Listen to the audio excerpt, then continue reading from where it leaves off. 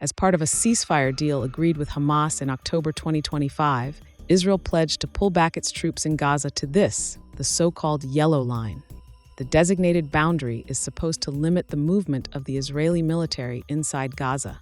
It's marked by these yellow concrete blocks.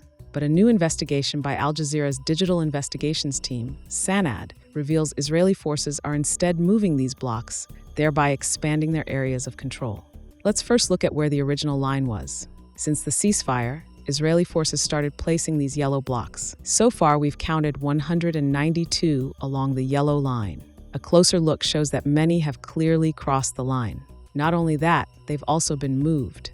Let's start with the Shujayea neighborhood in Gaza City. These yellow blocks are now meters away from the designated yellow line, expanding Israel's area of control. Based on testimonies from Palestinians living nearby, these two blue dots represent where two of the blocks once stood. Given the connecting line, it's highly likely this block was moved straight along Al-Sha'af Street, and this one was likely moved from the end of Al-Ghazali Street.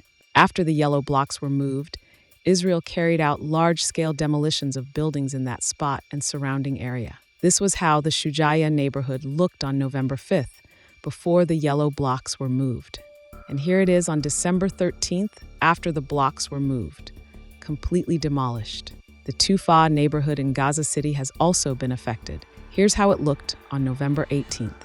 And here it is on December 13th, after the blocks were moved.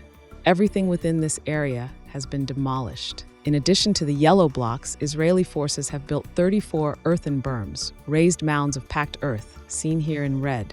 In most areas, these berms extend past the original yellow line. Some go even further, stretching 100 meters beyond the yellow concrete blocks themselves. All in, these new barriers have extended Israel's area of control by 675 meters. That's all deepened doubts about whether Israel intends to honor the ceasefire or move into the agreement's second phase, which would require a further withdrawal of Israeli forces from Gaza. In December 2025, Israeli Chief of Staff Eyal Zamir described the yellow line as a new border, a defensive barrier for potential new settlements, and an offensive front. As Israel continues to expand its control in Gaza, which clearly violates the terms of the ceasefire, Palestinians are being continually crowded into an ever-shrinking space, raising the question, what does the future hold for them?